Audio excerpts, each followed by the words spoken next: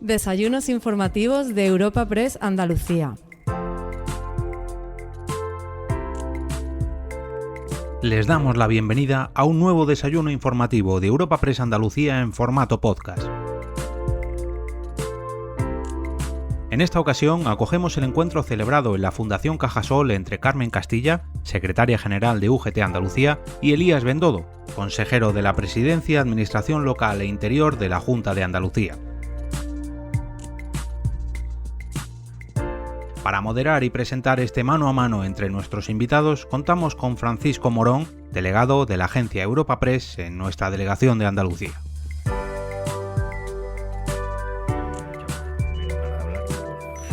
En primer lugar, me gustaría que la secretaria general de UGT expusiera un poco la situación en la que estamos, cómo hay que afrontar lo que nos viene y realmente qué panorama prevé en los próximos meses, teniendo en cuenta la vacuna, teniendo en cuenta el rebrote que puede producirse después de estas vacaciones de Navidad, el escenario al que nos enfrentamos y desde UGT cómo se ve.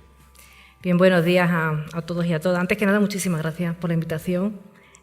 Para mí es un honor y un placer poder debatir con el consejero de Presidencia y muchísimas gracias a todos aquellos que están aquí compartiendo con nosotros este diálogo, este debate y los que nos están viendo por streaming. Así que un saludo en este momento tan complicado. Bueno, nosotros desde la Unión General de Trabajadores vemos la situación muy, muy complicada. Es complicada porque nos gusta ser realistas en los diagnósticos, sobre todo porque para hacer un buen tratamiento hay que ver los síntomas, hay que hacer un diagnóstico, nunca mejor dicho, y poner un tratamiento eficaz a la situación que tenemos actualmente. Es verdad que la tercera década del siglo XXI se estrenó de una forma un poco, podemos decir, crítica. Por un lado, hace justamente un año estábamos en Madrid, en la COP25, hablando de la emergencia climática, de lo necesaria de la transición justa, y de buenas a primeras aparece un enemigo invisible, un enemigo que desde luego está, por ahora esperemos que le ganemos la guerra a propósito de las vacunas que están ahora en disposición de ser administradas a la ciudadanía, que es nada menos que este coronavirus que ha provocado miles de muertes en el mundo y miles de contagios. La situación, pues evidentemente no solamente estábamos ante la crisis sanitaria, sino también la crisis económica, porque evidentemente al no haber tratamiento, no haber vacuna, uno de los mecanismos fundamentales dentro de la sanidad es pues, la prevención. Y la prevención es la restricción de movimientos. No hace falta que les recuerden a ustedes cuando estábamos en marzo en ese estado de alarma, donde el confinamiento fue generalizado y hubo un parón tremendo de la actividad productiva. Eso al final yo creo que es fruto del consenso entre los agentes económicos y sociales. Quiero poner en valor la labor realizada por mi sindicato a nivel estatal y su secretario general, mi secretario general, Pepe Álvarez, en este caso, en las negociaciones. Llegamos a 6 acuerdos y seguiremos llegando a acuerdos con el Gobierno y con la patronal, fruto de que podemos decir que ese es lo que tenemos que dar ejemplo de consenso y de no crispación. Esos acuerdos que permitieron en un primer estadio, como ustedes saben, los ERTE, luego la normativa del teletrabajo, el ingreso mínimo vital y así hasta multitud de regulaciones que han permitido hibernar de alguna forma la economía, proteger a las empresas, porque al final los sindicatos también queremos que se protejan las empresas, es obvio. Si no hay empresas, no tenemos empleo, pero también hay que recordar que sin trabajadores no hay empresa.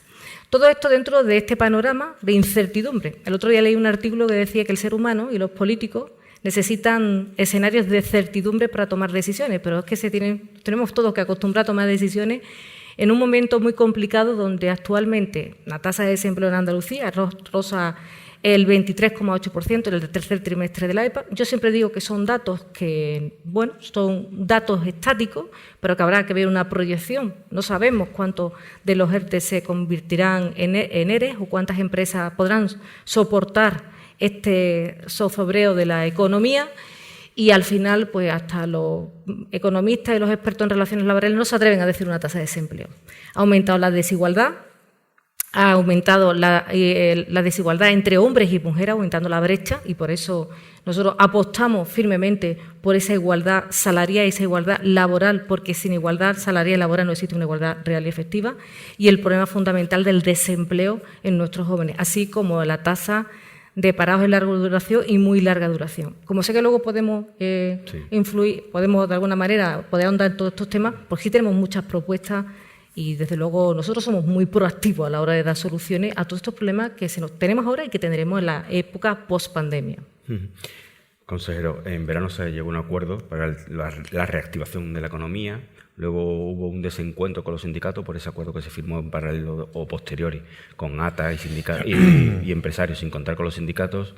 Ese clima de ruptura, o entre comillas ruptura del diálogo social, ¿cómo se está viendo desde la Junta de Andalucía y cómo se puede afrontar todo lo que tenemos por delante con ese clima ahora mismo cojo, ¿no? O ese clima ahora mismo en una fase de stand-by, al menos, ¿no?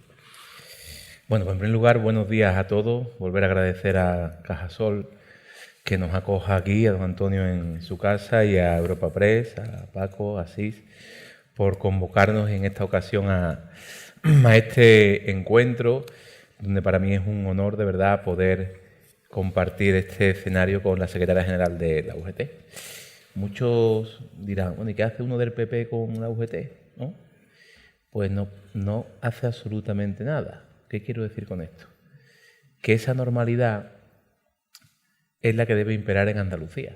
Igual que le pueden decir a Carmen, ¿pero qué haces tú con el consejero del PP en un desayuno? Pues bien, esa normalidad es la que debe imperar en Andalucía. Hace unas semanas cumplíamos 2 años este gobierno. Entonces, los 2 partidos que cogobernamos en Andalucía hicieron 2 actos, ¿no? El PP vino Pablo Casado aquí a verse con Juanma Moreno y el Partido Popular de Sevilla organizó un acto. Y Ciudadanos hizo un acto en Málaga, en mi provincia, con Juan Marín y con Albert Rivera. Pues ¿Y Europa Press? Y Europa Press. Yo me fui al acto de Ciudadanos, no me fui al acto del PP. Y algunos pues no pasa nada. Es decir, ¿qué quiero decir con esto?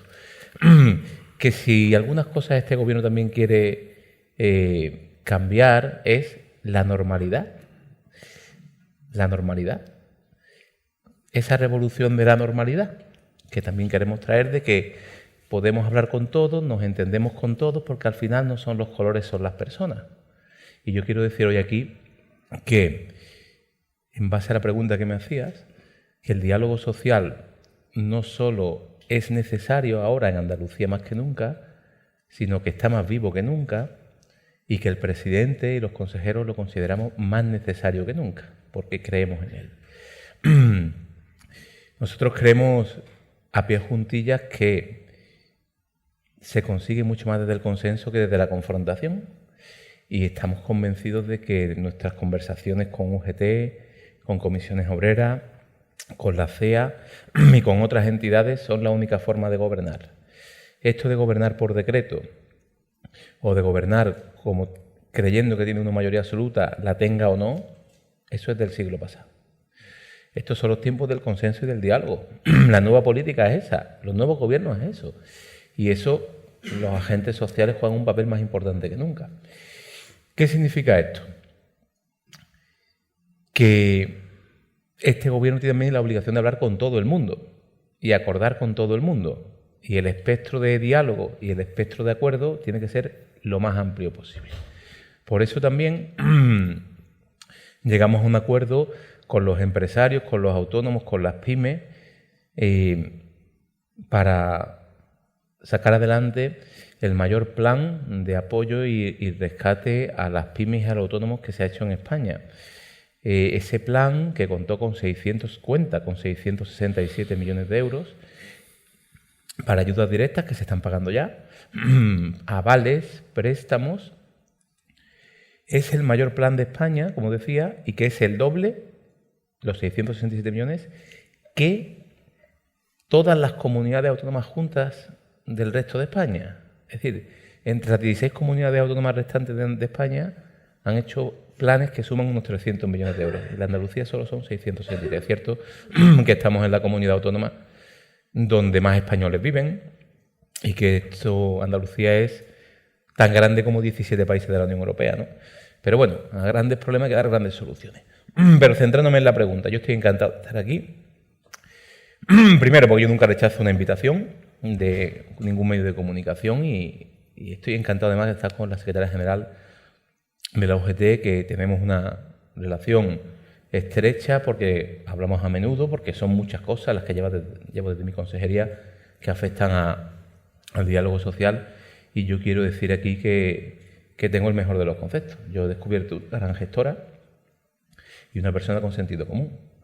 Eso es lo más importante y estoy encantado de estar aquí con ella y poder seguir trabajando en el futuro. Pero aparte de salvar a los autónomos, a las pymes, ese acuerdo, pero ese acuerdo se crea un malestar en los sindicatos, realmente. No sé si eso puede afectar también a ese diálogo social y sobre todo a la relación de cara a poner en marcha ese plan de empleo, que es lo que más reclaman los sindicatos en este momento, ¿no? Yo creo que UGT y las comisiones y la CEA, hoy hablo de UGT, sabe perfectamente que lo importante ahora es lo que ha dicho la secretaria ahora mismo, que estemos todos unidos para luchar contra la pandemia, contra esta crisis sanitaria que está convirtiéndose en una crisis económica, que vemos la luz al final del túnel, pero evidentemente no sabemos las consecuencias, ¿no? Yo lo entiendo, igual que la CEA puede entender, la CEA ya representa a todo el ámbito empresarial, ¿no? Pero también hemos hablado con la Asociación de Autónomos, con CEPIME, es decir, al final el diálogo y el acuerdo, cuanto con más sectores mejor, pero eso sí, la base de los acuerdos que trabaja la Junta de Andalucía están en la mesa de diálogo social, que es la base madre, que es la mesa madre. Es decir, todo lo que emana de ahí después puede ir descendiendo. Es decir, los grandes acuerdos en Andalucía los construimos con la mesa de diálogo social, donde evidentemente es el Gobierno, con UGT, comisiones y CEA. Y eso va a seguir siendo así porque es necesario, porque es más vivo que nunca y porque no lo creemos. ¿Tienes esa sensación de que realmente esa mesa está siendo activa o está teniendo sentido o se está realmente aplicando a lo que estamos y a la situación que estamos viviendo? Cuando el legislador plasmó el espíritu de nuestra Constitución española, no lo hizo fruto de un capricho, ni mucho menos. Todos recordamos que ponemos en valor la Constitución del año 78, donde a lo largo de sus 169 artículos, en concreto en el 7, en el 28, incluso en la normativa que dimana hacia los estatutos de autonomía, en el Estatuto de Autonomía de Andalucía, marcó como la relación entre los sindicatos mayoritarios y la patronal a la hora de tomar decisiones basadas en el interés general. Yo entiendo que a veces, entiendo que no comparto, porque sí me gusta hacer reflexiones para intentar cambiar algunas opiniones, entiendo pero no comparto, que muchas veces se vea a las organizaciones sindicales como que vienen a complicar o a retrasar las decisiones que no son más a cortoplacistas, ¿no? Y lo que intentamos de alguna forma es algo que después de la arquitectura jurídica que tenemos a propósito de reformas laborales que se hicieron a partir del 2011-2012, nos encontramos con un desequilibrio en la balanza de poder entre el capital y el trabajo, entre la patronal y los trabajadores. Lo hemos dicho 1000 veces, yo no me voy a esconder y lo he dicho públicamente y en todos los foros donde nosotros necesitamos la derogación de las reformas, y hablo en plural, laborales. Dicho esto, nosotros lo que pedíamos, y no fue una foto ni mucho menos, como bien dice el consejero, fueron ayudas directas, avales, préstamos y demás para mantener la actividad, sobre todo en sectores que han sido muy castigados por la pandemia. Nosotros no somos ajenos a ese diagnóstico y por supuesto que entendemos que hay que mantener esos sectores que de hecho son los que más impacto tienen el Producto Interior Bruto andaluz, que de eso hablaremos, que lo importante que es la industria y mantener la industria, y en eso estamos actualmente este sindicato. Lo que nosotros defendemos es que en esos acuerdos también debemos estar los representantes de los trabajadores. Pues pongo un ejemplo que yo creo que se va a entender fácilmente. Por ejemplo, esas ayudas iban directamente a un sector que era el comercio, donde agrupa cerca de 400.000 trabajadores por cuenta ajena. Es decir, nosotros necesitamos estar salvaguardando, y no porque vamos a poner el parche antes que salga la herida, tenemos que estar salvaguardando que no exista una conculcación de los derechos, por ejemplo, en que esas ayudas luego tengan una garantía de mantenimiento del empleo, porque es dinero público que al final lo que a nosotros nos interesa es mantener el tejido productivo, pero también parte de ese tejido productivo lo constituye la parte más importante, que es la clase trabajadora. Sin trabajadores no hay nadie sin trabajadoras, ¿no? Entonces, ese fue realmente nuestra reivindicación con eso que han denominado en muchos medios como la ruptura del diálogo social. Yo tengo que decir, lo he dicho y lo volveré a decir, porque es que hace muchas veces mantra que por parte de la Unión General de Trabajadores nosotros no vamos a romper el diálogo social. Lo que muchas veces con los gobiernos, no con gobiernos de un signo que a la vez puede ser da igual el signo que sea, con los gobiernos hay que hacer mucha pedagogía de la importancia que tienen los sindicatos, las organizaciones sindicales, que han sido muchas veces el contrapeso para avanzar en muchas de las mejoras que ha tenido pues no solamente la ciudadanía, también nosotros influimos en las políticas transversales que afectan a todos los ciudadanos y ciudadanas, independientemente que sean trabajadores jubilados, jóvenes que van a acceder a su primer puesto de trabajo. Es decir, y en esa línea nosotros esperemos, y yo tengo la confianza, porque creo que con el diálogo y también tenemos, bueno, una de nuestras partes de las reivindicaciones y las movilizaciones, podemos llegar a acuerdos para que eso no vuelva a ocurrir. Y yo tengo la esperanza puesta porque me consta que el presidente tiene ese espíritu. Lo que hay que transmitirlo muchas veces al equipo y que el equipo sea consciente del papel tan importante que tenemos los sindicatos, sobre todo aquí en Andalucía, donde vamos a pasar momentos muy, muy complicados y que todas las manos van a ser pocas para poder reconstruir una sociedad que se va a quedar muy, muy afectada por un virus que al final, bueno, ya tenemos ahí la vacuna, pero me van a permitir que tenga el tinte un poco de salud pública, ya que es una de las cosas que más me apasionan dentro de mi trabajo. La vacuna está ahí, pero ahora hay que vacunar, hay que poner toda la logística, hay que ver si tiene seroprevalencia, si las personas desarrollan anticuerpos, y que la normalidad esta que teníamos prepandemia va a tardar tiempo en recuperarla. Y por eso creo que el diálogo, y afirmo, el diálogo social es fundamental para avanzar en nuestra tierra. Y sobre todo porque en Andalucía necesitamos cambiar el paso. Y necesitamos cambiar el paso, aunque siempre hemos estado, y nadie podrá dudarlo, que siempre hemos estado infrafinanciados, siempre ha habido una disminución en cuanto a la actividad industrial provocada por políticas que se tomaron hace muchísimo tiempo y que ahora, bueno, pues eso genera la desigualdad que tenemos entre territorios tan importantes, ¿no?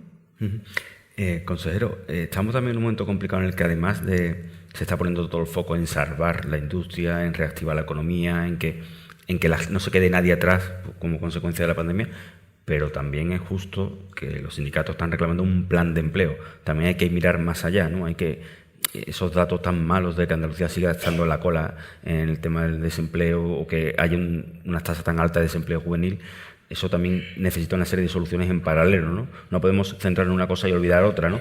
Ahí es donde realmente habría que abrir ese diálogo más amplio con los sindicatos y hacer caso a lo que te están reclamando, que es un plan de empleo específico para la comunidad autonómica. Bueno, vamos a ver.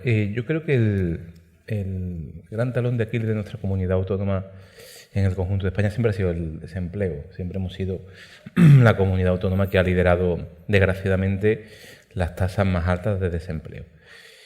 Yo quiero poner negro sobre blanco diciendo que el año 2019 fue un buen año para Andalucía, donde empezamos a liderar parámetros donde siempre habíamos estado a la cola. La comunidad autónoma que más empleo creó en 2019 fue Andalucía. La que más empresa creó en 2019 fue Andalucía. Donde más autónomos nuevos empezaron fue en Andalucía. Andalucía lideró las exportaciones, nunca lo había hecho, junto a Cataluña, el conjunto de nuestro país. Ese es el verdadero plan de empleo. Es decir, al final, el verdadero plan de empleo es que la gente tenga oportunidades. Para eso, el empleo no lo creamos las administraciones. Las administraciones ponemos los medios para que las empresas creen el empleo. Esos medios son los que tenemos que consensuar. Por eso el diálogo social es más importante y necesario que nunca. Y está vivo, como bien ha dicho la secretaria general, ¿no? Evidentemente, la negociación está abierta. Ayer y estos días atrás hemos tenido distintas reuniones con los sindicatos, con la patronal al máximo nivel, también los distintos equipos, y hay un permanente contacto para avanzar en todas las propuestas que sean necesarias porque el objetivo al final que tenemos es el mismo, es intentar que esta crisis sanitaria tenga el menos impacto posible en la economía y en el empleo, y en eso vamos de la mano, en este caso UGT y el Gobierno, y también los demás agentes sociales, sin duda. Para eso ayuda el hecho de que haya manifestaciones en la Puerta de San Telmo. ¿O lo ve como una cosa normal y lógica dentro? La normalidad. Yo método normal. Yo quiero hablar hoy de esa normalidad y de esa revolución de la normalidad que supone este gobierno. La revolución de la normalidad es que otra Andalucía despertó hace 2 años y que quiere aprovechar al máximo sus oportunidades.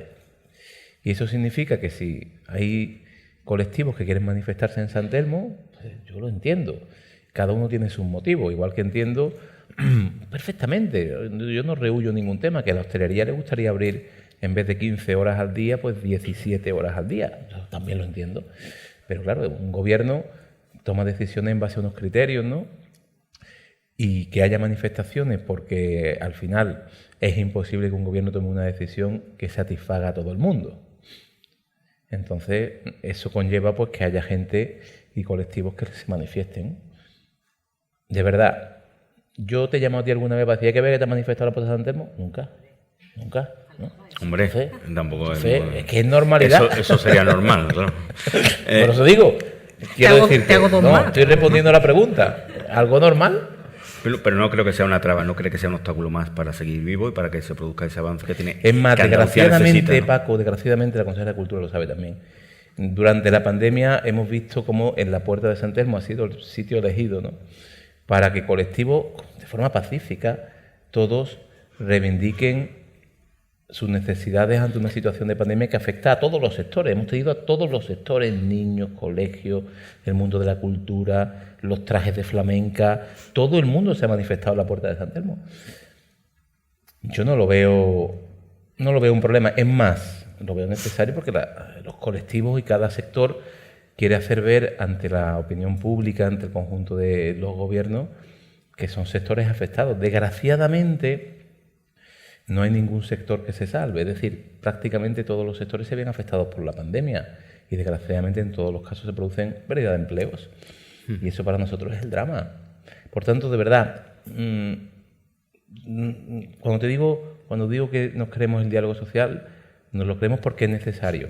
Y segundo, eso no es incompatible con las reivindicaciones sindicales o de otro colectivo, ya sea en San Telmo, en la puerta del ayuntamiento o donde corresponda. Eso además es un derecho fundamental que permite la Constitución. Estamos en un momento crítico, parecía que se empezaba a salir de esa segunda ola, estamos en un momento festivos, vienen las Navidades. La Junta de Andalucía, el Gobierno Autonómico, ha rebajado las medidas que tenía, hay una desescalada de esas medidas, el sector de hostelería se ha visto especialmente perjudicado por estas medidas. Desde UGT, ¿cómo se ve que está afrontando esta situación, esa desescalada, y si considera que las medidas tendrían que ser de otro tipo o se está actuando de una manera dentro de lo correcto o no correcto se puede hacer? Tomar medidas y decisiones en este momento es muy complicado, porque es verdad, estamos en una segunda ola donde el factor fundamental y de las variables que podemos decir que son más claras son la incidencia acumulada de casos por 100.000 habitantes en los 14 días, la presión asistencial en planta y la presión asistencial en UCI. Son 3 datos que han mejorado ostensiblemente fruto de la restricción de movimiento. Eso está claro. Yo entiendo y puedo entender que los hosteleros tienen todo el derecho del mundo a manifestarse como hacemos nosotros cuando entendemos que se nos ha conculcado algún derecho. Lo que está claro es que la relajación de las medidas en cuanto a mayor actividad, vamos a vivir una tercera ola que no soy pájaro de mal agüero. Probablemente con toda seguridad veremos, porque la ciudadanía está cansada, por lo general la ciudadanía está siendo responsable, pero hay parte que no, y con que una pequeña parte no lo sea, puede provocar que exista la tercera ola. Y la tercera ola sí nos preocupa desde la Unión General de Trabajadores.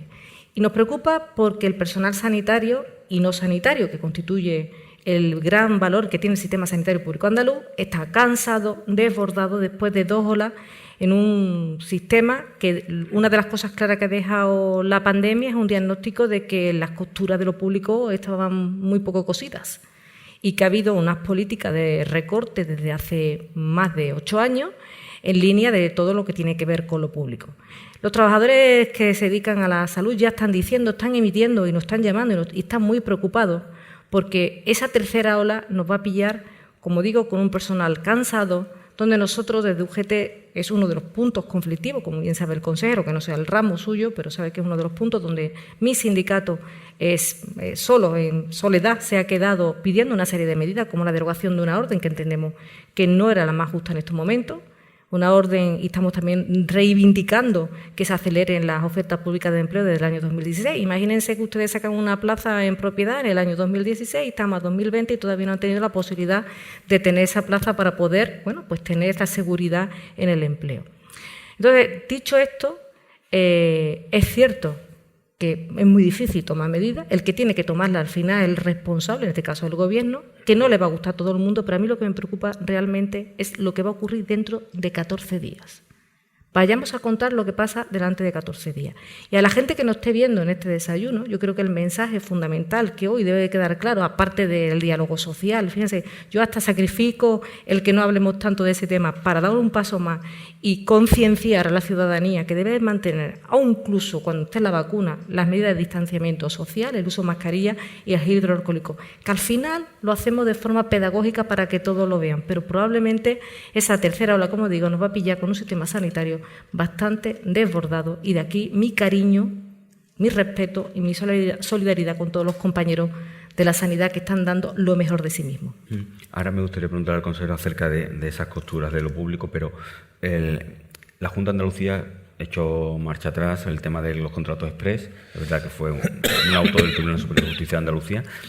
Tiene que ver nuevas fórmulas. ¿Por dónde tiene que ir esa nueva fórmula o esa forma de esos contratos y por dónde tiene que activarse? La fórmula que tiene que ser la que se está negociando dentro de la mesa de función pública, que es la que está habilitada para que en momentos que exista necesidad, que tenga que tomarse de alguna forma que no sea la que marca la norma, en este caso siempre hablamos de los principios de igualdad, mérito y capacidad, que son principios constitucionales, pues esa mesa donde estamos representados todos los sindicatos de la función pública, y me consta que ya se estaba avanzando en que tenga toda la seguridad jurídica, porque al final una mala decisión tomada con deprisa, al final afecta también a los trabajadores y las trabajadoras. Entonces, en el seno de esa mesa, volvemos al diálogo social, que curioso, volvemos otra vez al punto inicial, es donde se tienen que determinar cuáles son las características y cómo debe realizarse ese tipo de contrataciones, sobre todo cuando estamos hablando de sectores tan sensibles y de dinero público, que son dos factores que yo creo que son sinérgicos y al final pues tienen que ser especialmente protegidos. Desde la Junta de Andalucía, el tema de los contratos express y el hecho de que los propios sindicatos digan que las costuras de lo público está más débil que nunca, o que se ha escenificado esa debilidad a la que está como consecuencia de esa falta de inversión o esa marcha atrás que se está produciendo en la contratación de lo público. Bien, vamos a ver. Yo defiendo las contrataciones express en una situación puntual y concreta como ha sido la pandemia, y en concreto Andalucía, por poner un ejemplo de algunas de las contrataciones que tuvimos que hacer de la noche a la mañana, era reforzar la Consejería de Empleo para poder tramitar en tiempo y forma todos los ERTEs. Tuvimos que reforzar. La consejera de Empleo nos lo planteó y nos dijo que necesitaba tanto número de personas para poder tramitar en tiempo y forma, porque sabéis que el expediente lo instruía la Junta de Andalucía y lo remitía al Ministerio, y el Ministerio abonaba la cantidad de economía correspondiente, pero teníamos que tramitarlo. Por poner un ejemplo, somos respetuosos con la justicia, si hay que reconducir el modelo, evidentemente se ha reconducido, y ahora vamos a hacerlo vía SAE, ¿no? Vía Servicio Andaluz de Empleo, y estamos buscando otras fórmulas en la mesa, como bien ha dicho la secretaria general. Vamos a ver, este gobierno, bueno, al final se nos puede criticar por muchísimas cosas, pero al final los números cantan, Nosotros en las últimas semanas hemos dado un paso importante en estabilidad laboral en el conjunto de Andalucía y hemos convocado 13.000 plazas de empleo público. 13.000 plazas de empleo público en las últimas semanas, aprobadas en consejos de gobierno, aquí está la consejera, de las cuales 6.142 en educación, 2.506 para la Administración General y 4.374 para el SAS. Eso es una apuesta por el empleo público, porque hace falta, sobre todo no hace falta mucho profesional sanitario. Efectivamente, estoy de acuerdo con la secretaria general cuando habla de que las costuras estaban débiles, fundamentalmente en la sanidad, ¿no? No hemos encontrado un modelo en Andalucía de sanidad que no cubriera las necesidades básicas de los andaluces, lo digo así de claro. Cuando llegamos al gobierno, Andalucía era la comunidad autónoma, por poner un ejemplo, que tiene una menor inversión en euros en sanidad por habitante del conjunto de nuestro país, ¿no? ¿Qué sucede? Que hoy el presupuesto de la Consejería de Salud el presupuesto para 2021, 11.566 millones de euros. Una cifra récord. 700 millones de euros más que el año pasado. Desde que gobernamos estas fuerzas del cambio, el presupuesto de la Consejería de Salud en 2 años ha subido 2.000 millones de euros.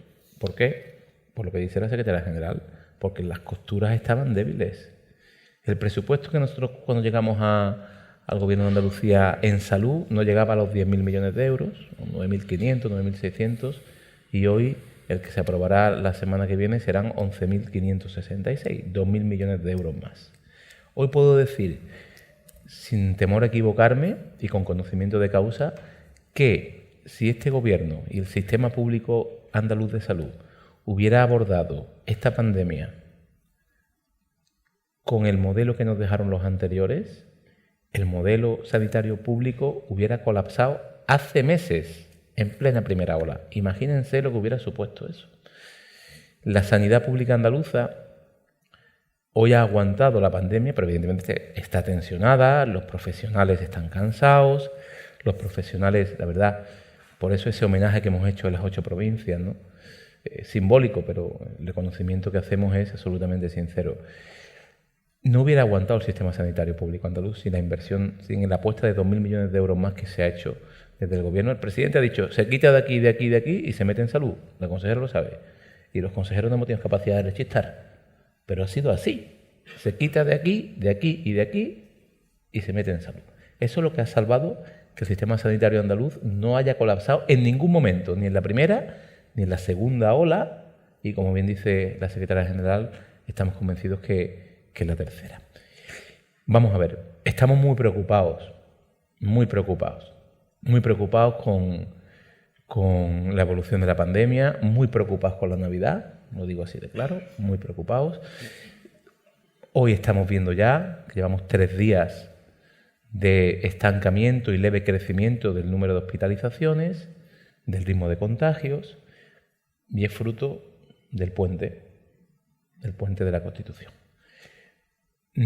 ¿Por qué? Porque yo entiendo que la gente esté harta, son casi un año de restricciones, de medidas, y evidentemente eso supone, pues cuando nos dan un mínimo de respiro, lo aprovechemos. Por eso nos preocupa la Navidad. El jueves entran en vigor unas normas más flexibles porque la evolución ha sido buena. Yo no me cansaré de pedir responsabilidad y que los excesos que cometamos en diciembre van a ser dramas en enero. Dramas en enero. ¿Por qué es así? Porque al final tenemos que ver cómo evolucionan otras comunidades autónomas y otros países. ¿Qué está pasando en Europa ahora? ¿Están cerrando? Claro, porque la tercera ola viene.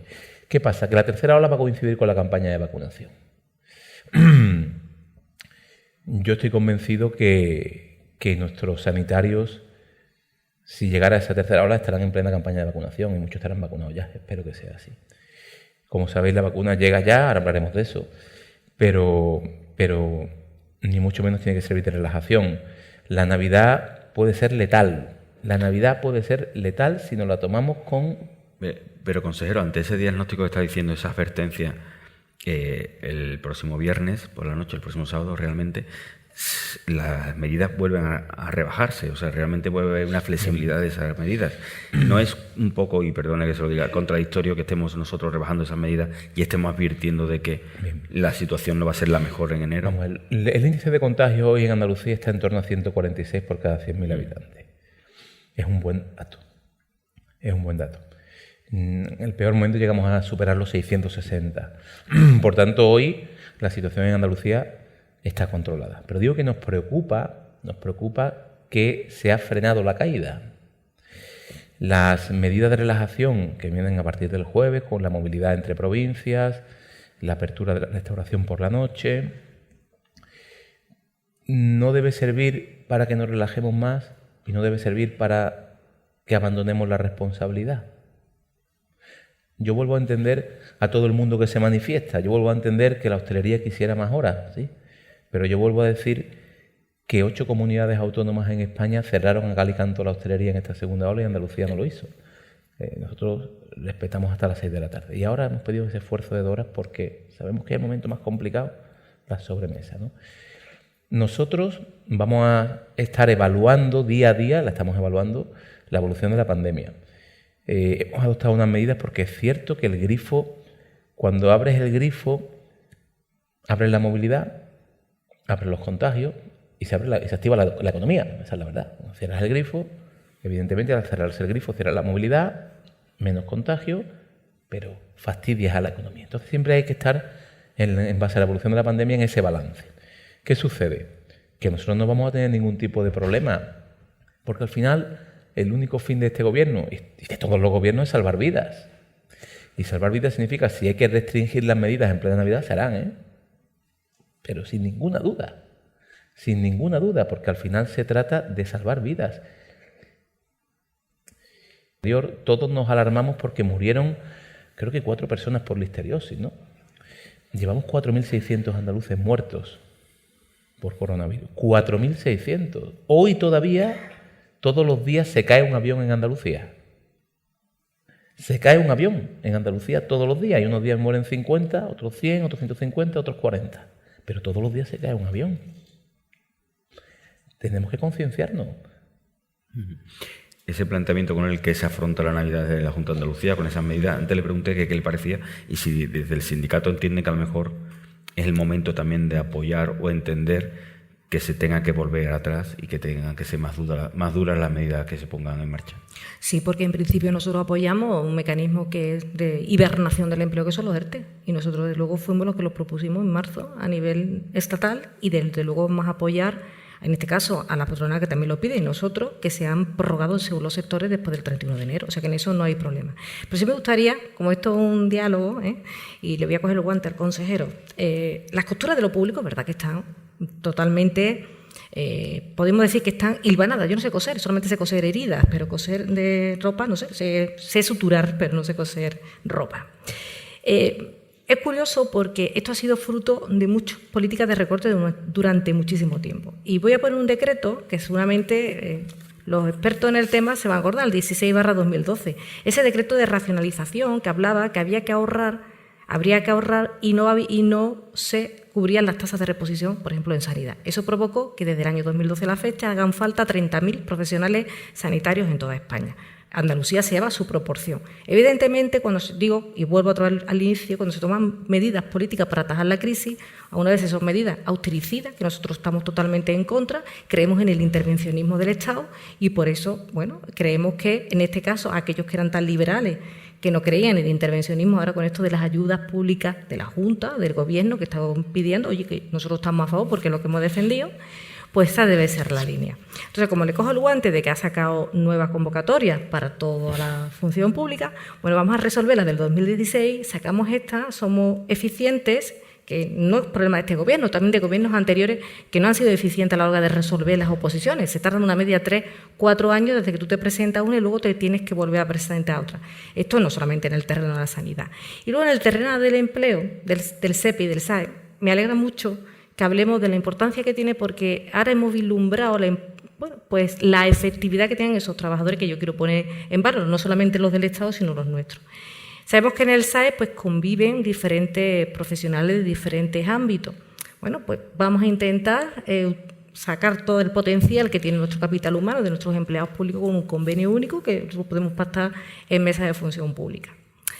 Y luego, nosotros también, a la hora de proponer, me gusta ser proactiva, para que vean que no solamente los sindicatos nos vamos a la puerta de San Telmo, a la puerta de los hospitales. Hoy tengo a mis compañeros de la sanidad protestando a propósito de las oposiciones, los traslados y que queremos la derogación de la orden que entendemos que en este caso pues, no respeta determinados derechos. Nosotros sí hemos conseguido, vamos a elevar a la conferencia sectorial a nivel del Ministerio de Trabajo, y eso lo hacemos desde UGT Andalucía, vamos a elevar, y esto es bueno para todos, que exista un reparto equitativo en las políticas activas de empleo. ¿Por qué no tiene sentido que Andalucía, con una renta per cápita inferior a la media y con una tasa de desempleo, que no hace falta que le digan que estamos en el top 10, por desgracia, 1 de 4 desempleados en España es andaluz, vamos a elevar que sea por tasa de desempleo y por renta per cápita? Porque no es normal que en Galicia, y pongo Galicia como puedo poner otra comunidad autónoma, en Galicia un desempleado reciba de media 160 euros más que un andaluz teniendo una tasa de desempleo mucho menor. Es una injusticia que ha habido y desde luego la UGT a nivel de sus organismos confederales por petición en Andalucía vamos a proponer y esperemos que sea resuelto en breve y va a venir ese dinero para políticas activas de empleo porque eso también nos encargamos los sindicatos de hacer nuestra función política y pública. Y aparte, otra solución que podemos dar cuando hablamos de desempleo, porque es que no me puedo decir hablar de mi libro, lo siento, me parece interesantísimo que pudiéramos reconocer y se reconociera como derecho subjetivo el hecho de que un trabajador o trabajadora, en este caso desempleado, pues acceda a los servicios de empleo. Es decir, un desempleado en Andalucía con determinadas habilidades, destreza y con capacidad para trabajar los nichos, y aquí hay muchos empresarios y grandes empresas potentes en el territorio andaluz, saben que deben de tener determinadas habilidades dependiendo del puesto, deben de tener una formación y un itinerario personalizado. Y eso debemos de considerarlo como servicio y como derecho subjetivo, como servicio esencial. Todo eso son las cosas que nosotros proponemos a propósito de ese nuevo cambio del modelo productivo que necesitamos en nuestra tierra, porque estamos hablando de hostelería, no hemos hablado de turismo, pero podíamos hablar de turismo, podíamos hablar de factores que podemos decir que son factores que están pueden ser inestables ante cualquier tipo de variable extraña, como puede ser una pandemia, que esta no va a ser la última, y no es que yo tenga una bola de cristal, esta no va a ser la última pandemia. La globalización ha traído la libre circulación de gérmenes, en este caso, resiliente, inteligente, con capacidad de adaptación. Nosotros hablábamos antes del verano, a ver si va a ser termolábil el coronavirus. Pues toma, ahí ha estado. Más disminuido, pero ahí ha estado. Y lo importante, sobre todo, es ese cambio de modelo productivo. A ver qué pasa con los fondos Next Generation, que hemos estado hablando también del tema, necesario para ese cambio del modelo productivo y apostar por la industria. Pero tiene la sensación de que este Gobierno, con los anuncios del presidente, con esa apuesta por la industrialización real de la comunidad autónoma, o por esa FP dual que puede ir en la línea de preparar a los jóvenes de cara a lo que realmente es necesario y que haya una trayectoria profesional a la vez que académica, ¿cree que por ahí se puede ir dando los pasos? Por ahí se pueden ir dando los pasos, primero porque la formación profesional dual es fundamental y que necesitamos es un Real Decreto que regule y unifique las normas que existen en todas las comunidades autónomas, porque esto no puede ser que cada casa y cada comunidad regule como bien le parece. Tiene que haber un Real Decreto y aparte tiene que haber una apuesta. Y voy a poner un ejemplo muy claro, Alemania. En Alemania, que la formación profesional dual allí dura no 2 años, dura 3 años, porque tienen contrato, están asegurados, es decir, existe una vinculación contractual y además sale la persona preparada para esa reinserción laboral. En Alemania, el índice de inserción laboral en el tejido productivo después de terminar la formación profesional dual es del 68%. Fíjense lo que podíamos hacer aquí con esa tasa de desempleo que tenemos en Andalucía cercana al 50%. Fíjense qué cantidad de jóvenes ahora con la nueva transición, viendo los objetivos de desarrollo sostenible, la transición justa y necesaria, la sostenibilidad medioambiental. ¿Cuántos empresarios de los que están aquí, o por ejemplo los que vemos aquí, no necesitarían personal formado y especializado? Pero para eso tenemos que salvar la industria. Para eso tenemos que salvar nuestro sistema, nuestra industria aeroespacial, que estamos viendo cómo se está desmantelando en Sevilla y en Cádiz, preocupante Cádiz. Y aquí España tiene que tener un protagonismo a nivel internacional. ¿Por qué en Francia y en Alemania, eje franco-alemán, ha dicho Airbus que no cierra ninguna planta? Y aquí tiene que cerrarla en España. Tenemos que buscar tener ese protagonismo internacional. Aparte, ya no hablo solamente de Airbus, también de las empresas auxiliares, que ahí contiene una gran cantidad de empleo. Hablo de la industria naval. Veo a CEPSA ahí. Hay un proyecto de fondo de barril que puede generar hasta 3.000 puestos de trabajo en el campo de Gibraltar. Estamos hablando de una zona que está muy castigada por el desempleo y por otras circunstancias como el narcotráfico. No hace falta que veamos los problemas de seguridad y ahora con los problemas del Brexit, si duro, si blando, qué va a pasar con los transfronterizos, aunque tenemos buenas perspectivas. Hay que hablar también de la industria del automóvil. Andalucía tiene futuro en ese aspecto si lo vamos encaminando. Lo que pasa es que muchas veces los políticos hacen anuncios, y no digo cualquiera, no quiero que nadie se sienta aludido, hacen anuncios que muchas veces tienen su impacto en la industria y en el empleo. Cuando hablamos de la descarbonización o cuando hablamos del impuesto al diésel o cuando hablamos, por ejemplo, del problema de las emisiones, que tenemos que llegar a un porcentaje de cara a la estrategia 2030, al final aparece que existe una disminución de compra. Y al final, ¿sabe lo que ocurre? Que el que cree que le va a caer un impuesto si se compra un coche diésel, pues no lo cambia. Y un coche viejo ya sabemos que contamina más, es decir, que estamos haciendo un pan como una torta.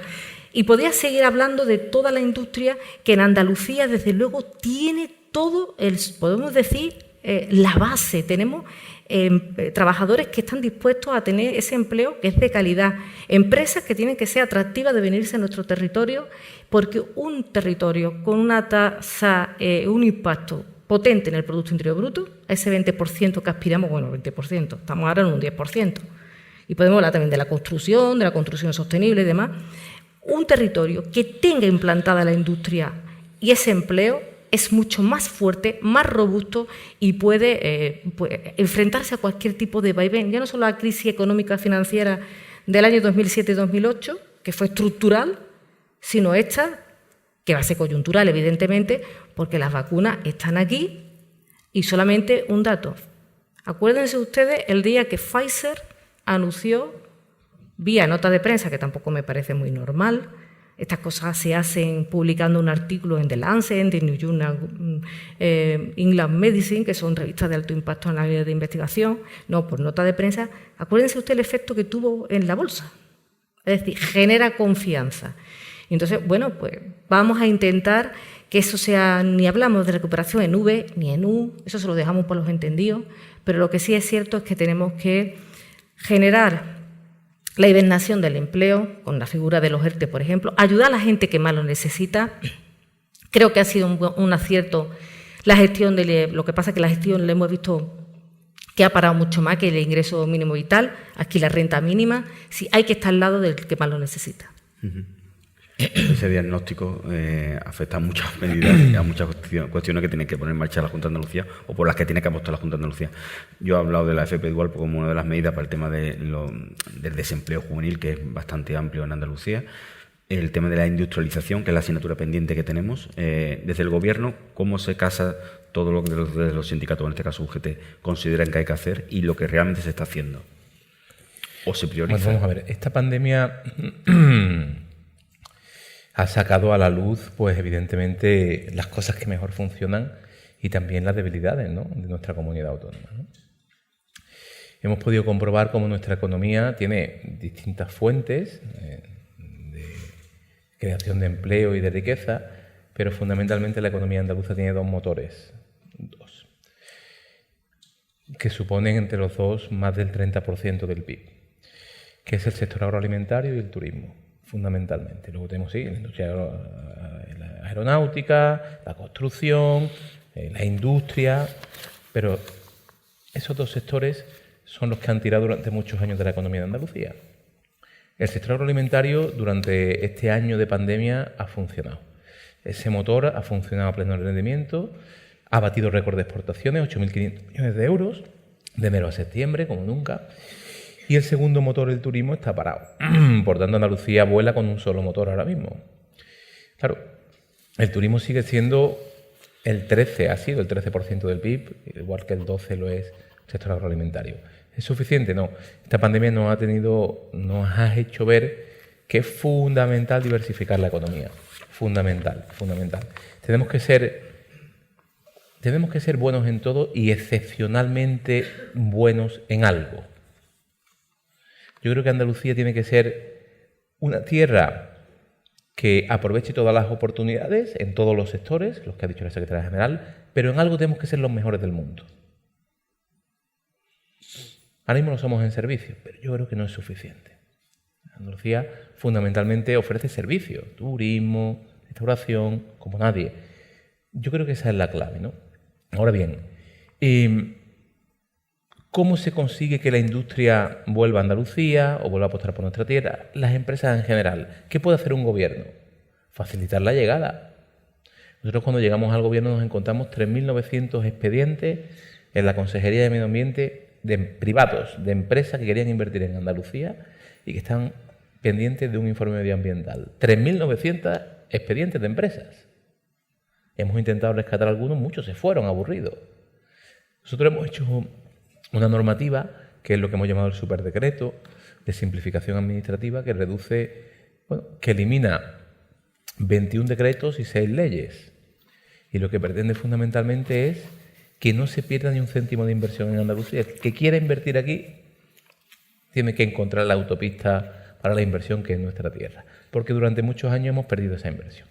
Si bien esa inversión en nuestra tierra es empleo, ha puesto la secretaria general un ejemplo de CEPSA, del Fondo de Barril. Claro que hay que apostar por esos proyectos, porque al final son empleo y riqueza. La clave es que la administración no tenga ningún prejuicio ideológico en que se haga ninguna inversión aquí. Eso es muy importante, ¿eh? Ya sea un campo de golf, un hotel de 5 estrellas o el Fondo de Barril. Es decir, en la creación de empleo no hay ideología. Se trata de crear empleo de calidad. Y por tanto, en eso tiene que estar la administración dispuesta a tener la apertura de mente y, sobre todo, a facilitarlo, simplificando administrativamente los procedimientos. La Junta de Andalucía ha sido durante muchos años, y todavía tenemos mucho que resolver, un problema más que una solución a las empresas. Cuando uno llegaba a la Junta de Andalucía, imagínate tú, años para tramitar un expediente. Por poner un ejemplo, está aquí la consejera de Cultura. Y ha sido uno de los conflictos que hemos tenido con el Gobierno, que al final hemos llegado a un acuerdo para que ellos retiraran el recurso de inconstitucionalidad, ¿no? Hay algunas ciudades en Andalucía, por suerte muchas, que sus centros históricos son BIC, bienes de interés cultural. No todas las comunidades autónomas tienen esa suerte. Eso está muy bien, pero es un problema. Tú vives en el centro histórico de una ciudad como Antequera y quieres hacer una reforma en un cuarto de baño, la consejera de Cultura te tiene que autorizar. Es que eso no puede ser. Ya no digo en un domicilio particular, digo en una empresa. Esas son las cuestiones que hemos intentado limitar. Bueno, más que limitar, hemos intentado poner en el sentido común. Mire, con una declaración responsable debe bastar, ¿no? No hace falta que haya un informe preceptivo de la consejería. Simplificar. Simplificando y bajando impuestos vienen las empresas de Andalucía. Ese es el modelo que tenemos, bajando impuestos. Si me permite, con respecto a bajar impuestos, nosotros lo vamos a seguir haciendo porque se ha demostrado que funciona. Voy a dar un dato que nos dieron el otro día. Un dato. No, yo sé que esto no me lo han preguntado, pero lo tengo que decir. Nos dijeron que si bajábamos los impuestos no teníamos capacidad de mantener los servicios públicos. Eso es una gran falacia. Hemos invertido más en servicios públicos, hemos puesto el ejemplo de los 2.000 millones de euros en sanidad. Pues bien, nosotros eliminamos el impuesto de sucesiones y donaciones y hemos dejado de ingresar en 2019 120 millones de euros por ese impuesto. No lo hemos ingresado. Pero al mismo tiempo hemos bajado el tramo autonómico del IRPF. Al bajar el tramo autonómico del IRPF, hemos conseguido que quede más dinero en el bolsillo de los andaluces y gasten más. Hemos ingresado 400 millones de euros más por IRPF en 2019 y en 2018. Es decir, por cada euro que hemos dejado de ingresar por eliminar un impuesto, como el de sucesiones, hemos ingresado 4 euros por bajar la renta, el impuesto de la renta a los andaluces. Ese es el modelo. Si bajas impuestos y simplificas administrativamente la administración, las empresas vienen. Yo creo que ese es el modelo. Es el que vamos a intentar llevar a cabo durante toda la legislatura y todos los años que sea posible. Tenemos 5 minutos porque había un compromiso, porque hay Consejo de Gobierno y porque se nos ha ido el tiempo. Pero hay temas concretos que me gustaría tratar. Sé que no es un modelo el de la bajada de impuestos y que, que le gustaría decir algo, pero ahora le doy la palabra, pero a la vez también me gustaría hablar de que me lo enlace después para ganar tiempo con el salario mínimo interprofesional y con la pelea que está habiendo en el Gobierno para eso. Pero me gustaría que, lógicamente, ante el modelo de impuestos, pues... Bueno, por supuesto, nosotros no estamos a favor de bajar impuestos, estamos a favor de una modificación y transformación de nuestro sistema fiscal porque entendemos que no es eficiente, que no es justo y que, de luego, no redistribuye la riqueza. Bueno, yo me alegro de que estéis en el Gobierno pues recaudando más, bajando impuestos. Ya me explicará la fórmula para yo también aplicarla en otros conceptos, pero vamos, me parece un poco... Entiende que nosotros no estamos en esa labor porque hablamos del intervencionismo público y creemos en lo público y apostamos por lo público. Lo que sí tienen las empresas es un grave problema del coste energético que hay en nuestra tierra. El coste energético, eso es fundamental y por eso muchas veces no invierten en Andalucía. Podemos hablar de Acerinox, del Anticopre, de empresas que son muy potentes dentro de nuestra economía, de nuestro PIB andaluz, y te hablan en las conversaciones fundamentalmente del tema del coste energético. Hay una mejora sustancial a la hora de redistribuir los impuestos, que cuando hablamos de subir, la gente dice... El trabajador me dice, ¿ya me van a meter otra vez mano en la nómina? No, es que hay grandes fortunas que no pagan. Oye, yo no sé cuántos de aquí ganarán 300.000 euros al año o 150.000. Yo, desde luego, no. Y soy funcionaria de grado A2 de la Junta. No, los funcionarios no ganamos mucho, la verdad.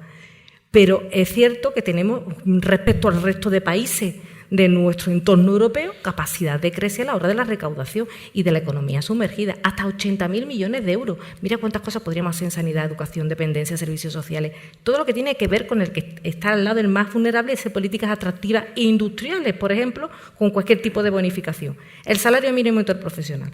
Pues, por supuesto, nosotros estamos a favor de la subida del salario mínimo interprofesional, porque eso sí está demostrado que tiene un efecto directo en la recaudación, en la seguridad social, en la calidad del trabajador, en la fijeza, en un montón de variables que podemos hablar. Además, los pactos están para cumplirlos. Cuando tú firmas algo, pactan sus servandas, rebus sic stantibus, si no hay ninguna cláusula que lo impida, y nosotros firmamos la Carta Social Europea, España, el Gobierno de España, y se comprometió que para este año debería de ser 60% del salario medio en España, es decir, 1.000 euros. Me dirá la gente que estamos en pandemia. La pandemia no puede ser la excusa para que no tomemos decisiones o no se tomen decisiones importantes. Es decir, que creemos en el efecto positivo de la subida del salario mínimo interprofesional, así como respetar el cuarto acuerdo para el empleo y la negociación colectiva que establecía también que para este año no hubiera ningún convenio por debajo de 1.000 euros. Estamos hablando de 1.000 euros. Y si nosotros nos comparamos con los países europeos, hasta Francia y Alemania, que están en una situación pandémica tremenda, han subido un porcentaje el salario mínimo interprofesional. ¿Cómo? Los trabajadores puedan cobrar el mayor sueldo posible. ¿Quién se puede oponer a eso, evidentemente?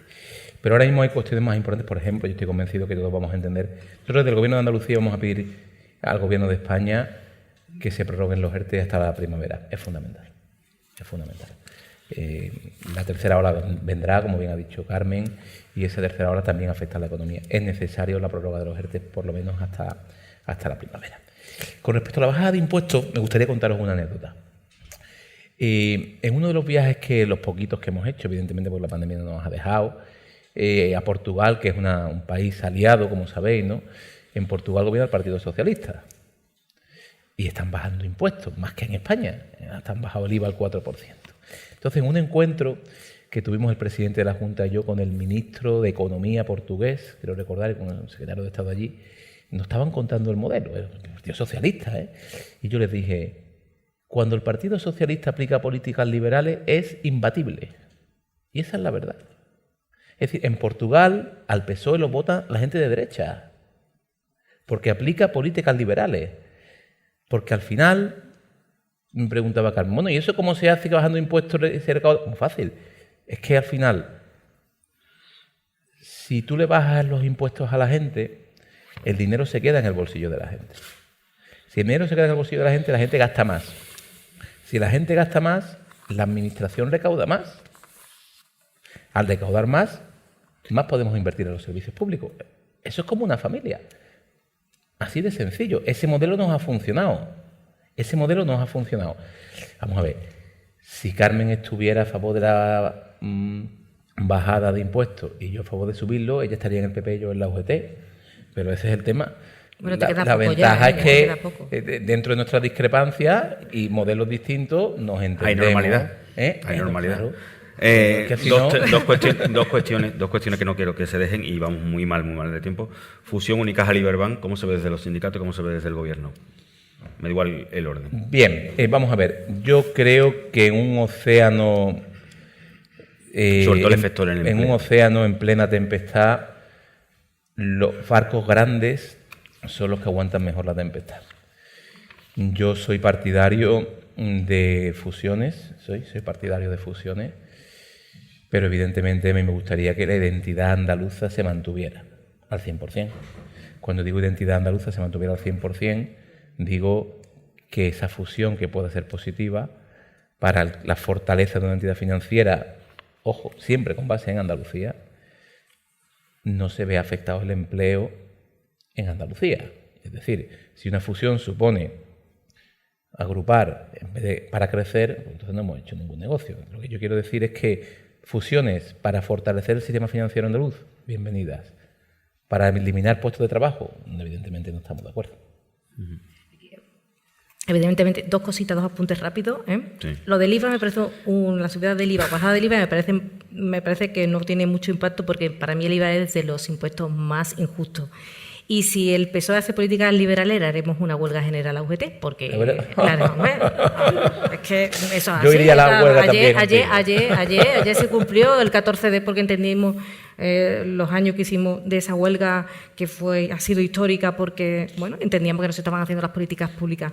Nosotros en el tema de las fusiones ya nos hemos expresado, incluso nuestro secretario general, nos preocupa enormemente el mantenimiento del empleo. La banca ha sido, creo que, de los sectores donde más pérdida de empleo ha habido, uno de los que más pérdida de empleo ha habido, porque al final las fusiones están muy bien, hay que ser potente, porque leí también un artículo donde dice que incluso el banco más potente, la entidad financiera más potente de España está años luz de cualquier otra de nuestro entorno que nos podemos comparar. Pero sí es obvio que al final siempre paga, y en eso sí estamos de acuerdo, siempre paga el eslabón más débil, como en la crisis anterior.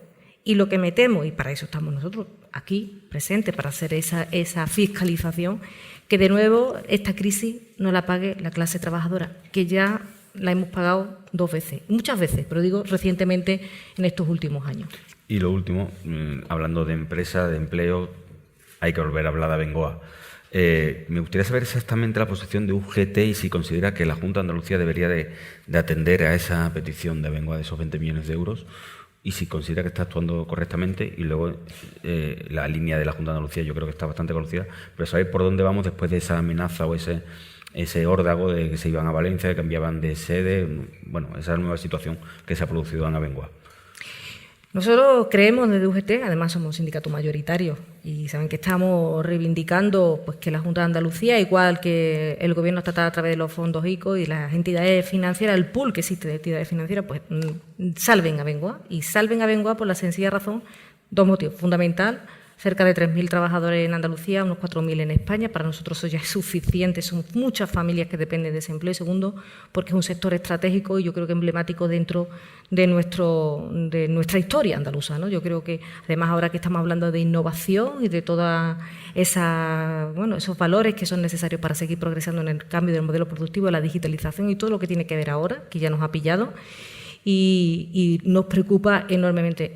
Para nosotros sería un fracaso absoluto, y lo dije ayer, porque sería un fracaso absoluto por parte de las administraciones, ojo, hablo en plural, que Abengoa se fuera de Andalucía. ¿Pero usted cree que se está haciendo una buena gestión de Abengoa? ¿Se merece esa ayuda pública? Yo pienso en los trabajadores.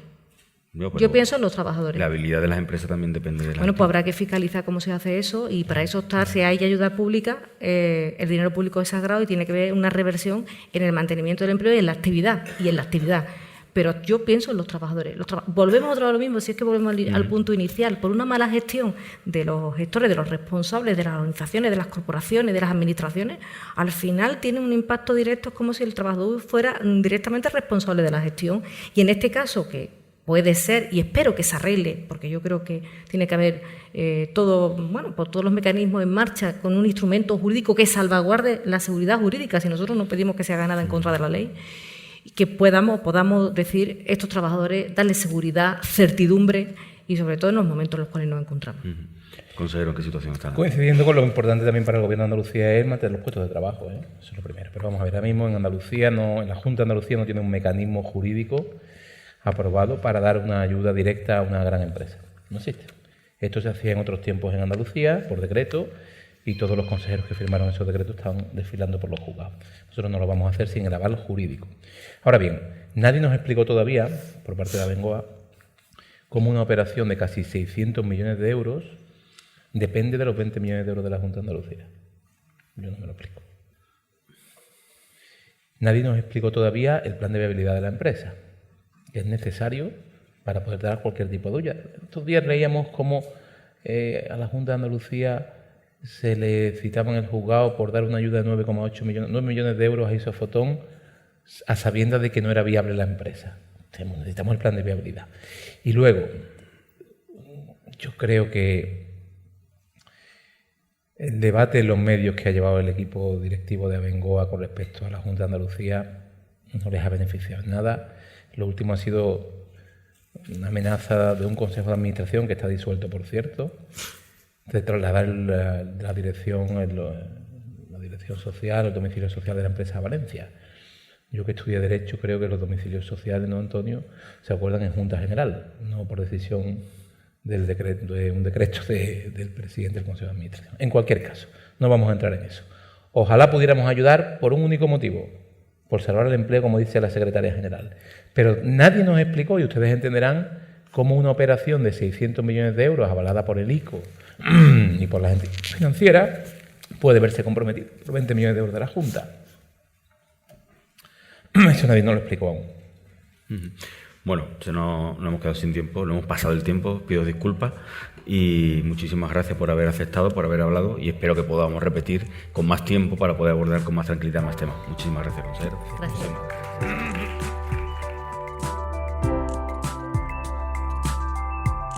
Despedimos este episodio del podcast de los desayunos informativos de Europa Press Andalucía, invitando a todos nuestros oyentes a descubrir el resto de episodios de este programa, así como los del resto de podcasts de Europa Press a través de europapress.es/podcast. Recuerda que todos ellos están disponibles en las principales plataformas de podcasting.